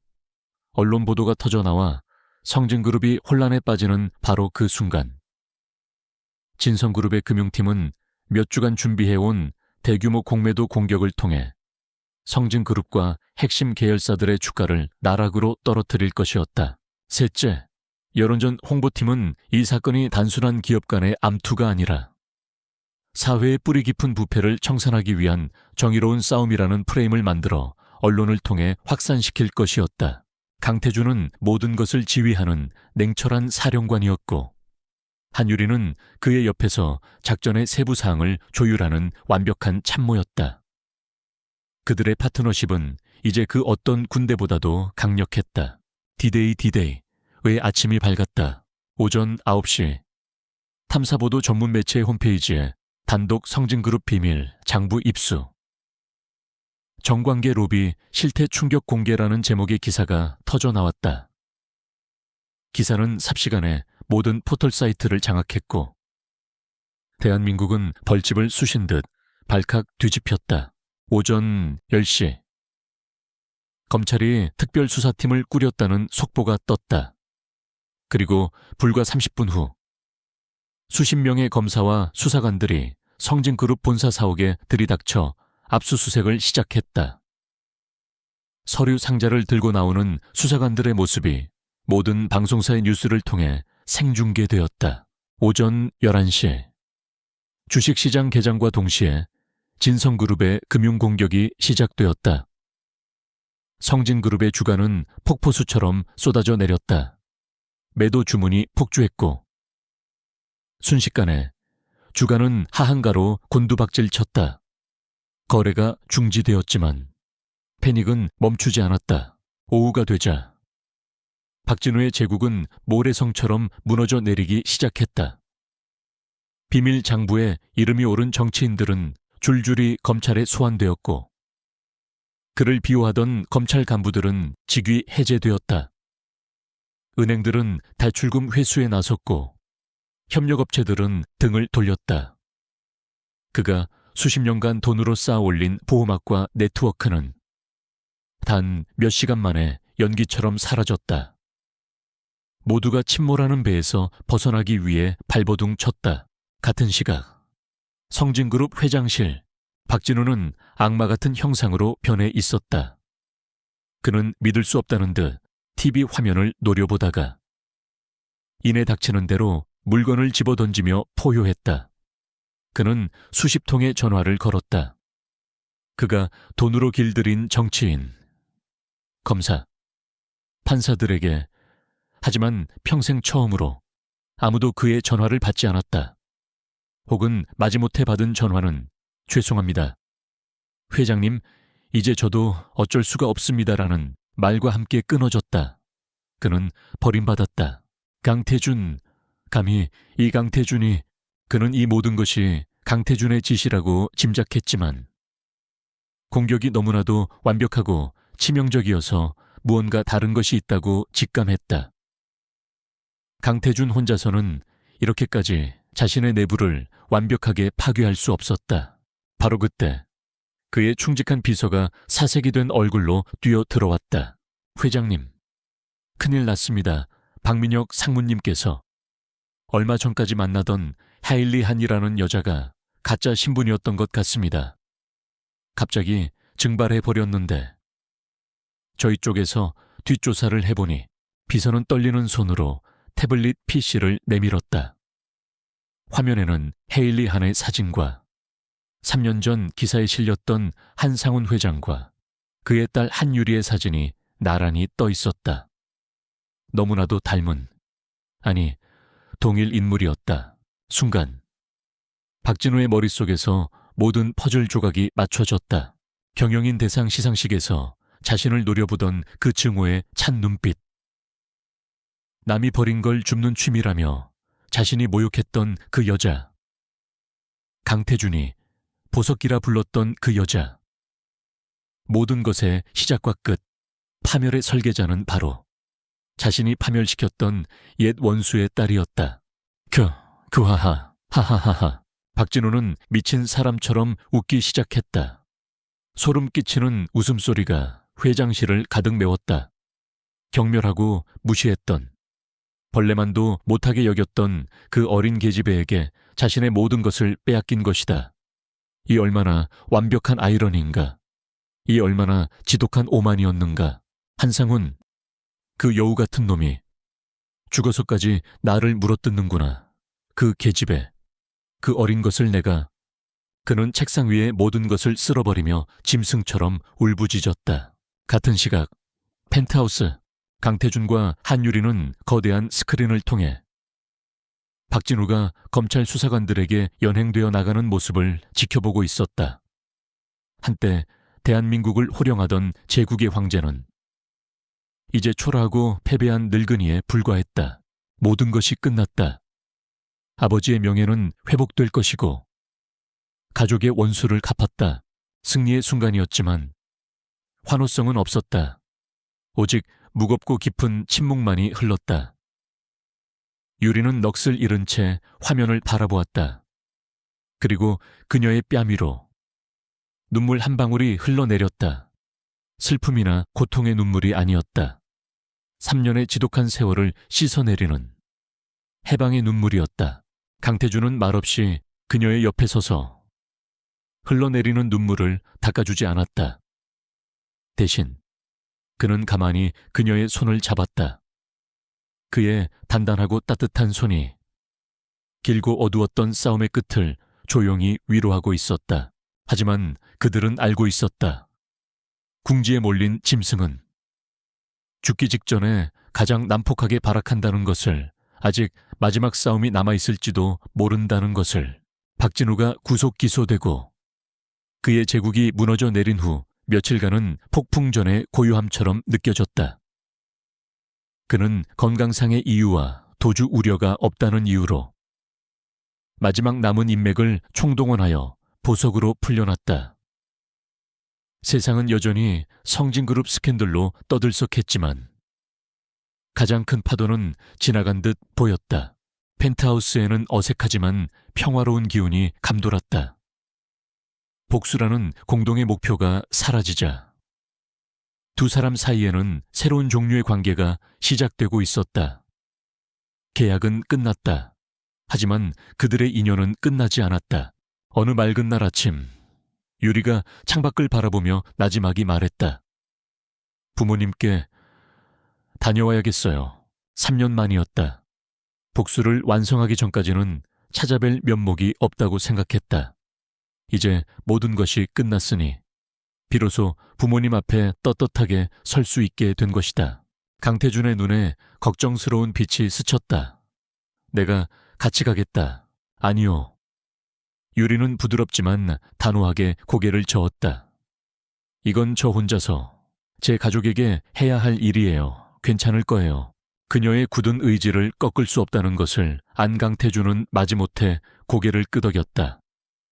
하지만 그는 그녀가 모르게 최진혁 팀장에게 지시를 내렸다. 절대 눈에 띄지 않게. 그녀의 방형 100m 이내에서 그림자처럼 경호하라고. 유리가 부모님의 묘소 앞에 섰을 때 그녀의 눈에서는 참았던 눈물이 흘러내렸다.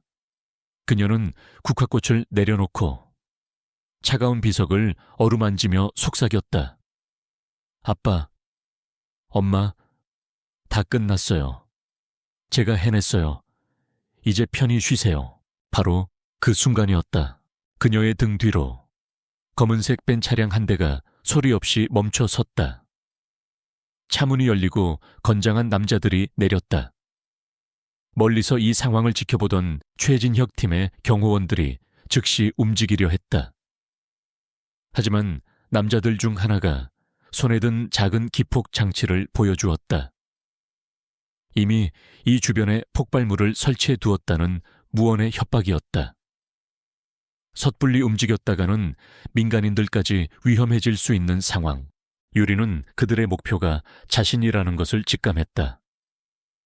그녀는 경호원들이 움직이지 못하도록 눈짓을 보낸 뒤 순순히 남자들을 따랐다. 저항은 무의미했다. 이것은 박진우의 마지막 발악이었다. 그녀는 채 오르기 직전 아무도 모르게 강태준이 비상용으로 주었던 브로치 형태의 소형 추적 장치를 바닥에 떨어뜨렸다. 강태준에게 전화가 걸려온 것은 그로부터 30분 뒤였다. 발신인은 박진우였다. 그의 목소리는 모든 것을 잃은 사람 특유의 섬뜩할 정도로 차분한 광기가 서려 있었다. 강태준, 내 놈이 아주 아끼는 그 예쁜 장난감. 지금 내가 데리고 있다. 강태준의 피가 차갑게 식었다. 살리고 싶으면 인천항 제7부두 폐창고로 와라. 내 놈의 목숨과 증거 원본 전부를 가지고 반드시 혼자 와야 할 거다. 경찰에 알리거나 딴 수작을 부리면 그 계집애는 갈기갈기 찢겨서 바다에 뿌려지게 될 테니. 전화가 끊겼다. 강태준의 사무실에는 얼음 같은 정적이 흘렀다. 그는 분노하지 않았다. 패닉에 빠지지도 않았다. 대신 그의 내면 깊은 곳에 잠들어 있던 야수가 깨어났다. 그의 눈은 사업가의 눈이 아닌 전장으로 향하는 장군의 눈으로 변해 있었다. 그는 즉시 최진혁에게 전화를 걸었다. 추적 장치 위치는 인천항 제7부두 폐창고. 거대한 창고 안은 먼지와 녹슨 철골의 냄새로 가득했다. 한유리는 의자에 밧줄로 묶인 채 초라하고 광기 어린 모습에 박진우와 마주하고 있었다. 그는 더 이상 제국의 황제가 아니었다. 모든 것을 잃고 이성마저 놓아버린 궁지에 몰린 늙은 짐승일 뿐이었다. 내년 하나 때문에 내가 평생 쌓아 올린 모든 것이 무너졌어. 그가 유리의 뺨을 거칠게 후려쳤다. 유리의 입가에서 피가 흘렀지만 그녀의 눈빛은 조금도 흔들리지 않았다. 오히려 경멸이 담겨 있었다. 착각하지 마세요. 그녀의 목소리는 차갑고 맑았다. 당신은 나 때문에 무너진 게 아니에요. 당신 자신의 탐욕과 오만 때문에 무너진 거지. 당신은 내 아버지를 이긴 게 아니었어. 그저 비겁하고 더러운 방법으로 아버지를 함정에 빠뜨렸을 뿐이지. 당신은 괴물이 아니야. 그냥 불쌍하고 초라한 늙은이일 뿐이라고. 그녀의 말은 칼날이 되어 박진우의 마지막 남은 자존심을 난도질했다. 그는 이성을 잃고 고함을 지르며 그녀에게 달려들려던 순간 창고의 거대한 철문이 열리며 강태준이 들어섰다. 그는 약속대로 혼자였다. 손에는 증거 원본이 담긴 것으로 보이는 서류 가방을 들고 있었다. 왔군. 강태준. 박진우가 유리의 머리에 총구를 겨누며 미친 듯이 웃었다. 증거부터 넘겨. 그럼 이 계집애는 살려주지. 강태준은 말없이 서류 가방을 그의 발치로 미끄러뜨렸다. 박진우의 부하 하나가 가방을 확인하러 몸을 숙이는 순간 강태준은 박진우에게 아주 미세한 신호를 보냈다. 바로 그 순간 지옥의 문이 열렸다. 창고의 천장 유리창이 박살나며 검은 복장의 특수부대원들이 밧줄을 타고 쏟아져 내렸다. 동시에 창고의 모든 창문과 출입문을 깨고 섬광탄과 연막탄이 터져 들어왔다. 창고 안은 순식간에 아수라장으로 변했다. 강태준 역시 악마처럼 움직였다. 그는 가장 가까이 있던 박진우의 부하를 단숨에 제압하고 유리를 향해 길을 열기 시작했다. 그는 더 이상 점잖은 기업 총수가 아니었다. 혹독한 훈련으로 다져진 위험한 전사였다. 최진혁의 지휘 아래 강태준의 팀은 훈련된 살인병기처럼 박진우의 오합지졸 용병들을 순식간에 제압해 나갔다. 혼란 속에서 박진우는 유리를 인질로 삼아 뒷문으로 도망치려 했다. 하지만 그의 앞을 지옥에서 올라온 악귀 같은 표정에 강태준이 막아섰다. 다가오지 마. 다가오면 인연을 쏴버릴 거다. 박진우가 유리의 관자놀이에 총구를 바싹대며 절규했다.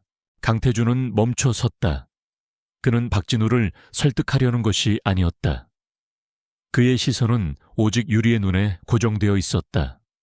괜찮아. 나를 믿어. 그의 눈이 그렇게 말하고 있었다. 유리는 그의 눈빛을 읽었다. 그녀는 모든 것을 걸었다. 그녀는 박진우의 발등을 하이힐 굽으로 힘껏 내리찍는 동시에 온 힘을 다해 그의 가슴팍에 머리를 박았다.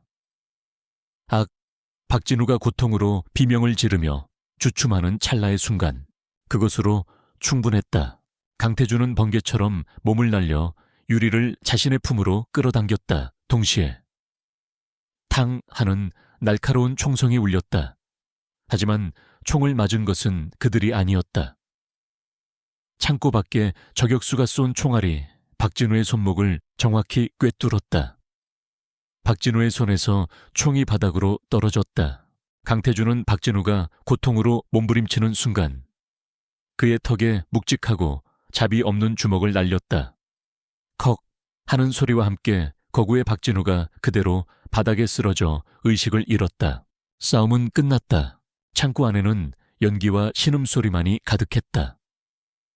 강태준은 다른 곳은 쳐다보지도 않고 오직 유리를 향해 달려갔다. 그는 처음으로 미세하게 떨리는 손으로 그녀를 묶은 밧줄을 풀었다. 그는 그녀의 얼굴을 감싸쥐고 혹시 다친 곳은 없는지 살폈다. 그의 눈에는 안도와 분노, 그리고 깊은 애정이 폭풍처럼 휘몰아치고 있었다. 창고 밖에서 수십 대의 경찰차가 사이렌을 울리며 몰려오는 소리가 들렸다. 강태준은 유리를 자신의 품에 강하게 끌어안았다. 끝났어. 이제 정말 다 끝났어. 그가 그녀의 머리카락에 얼굴을 묻으며 속삭였다. 유리는 그의 가슴에 얼굴을 묻었다. 긴장과 공포가 한꺼번에 풀리면서 온몸에 힘이 빠져나갔다.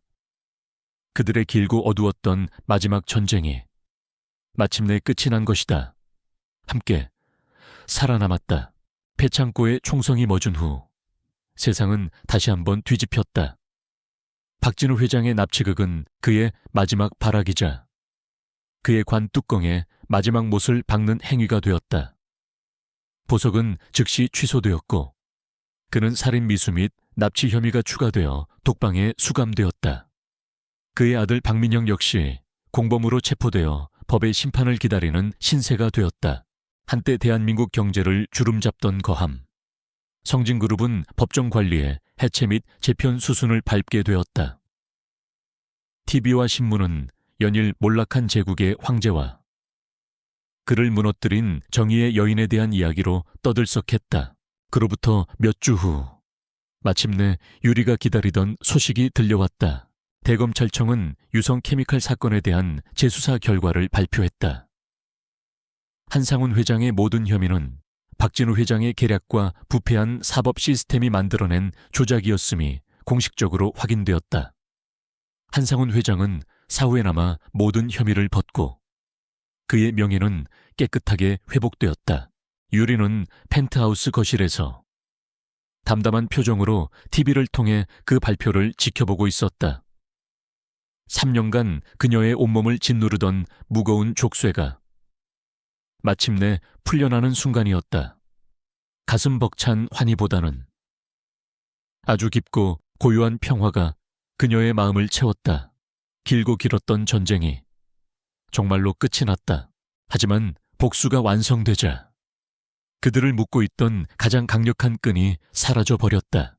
강태준과 한유리 사이에는 새로운 종류의 어색함이 감돌기 시작했다. 그는 여전히 진성그룹의 총수였고 그녀는 그의 특별 보좌 비서였다. 하지만 회사에서 그들의 관계는 이전과 완전히 달라져 있었다.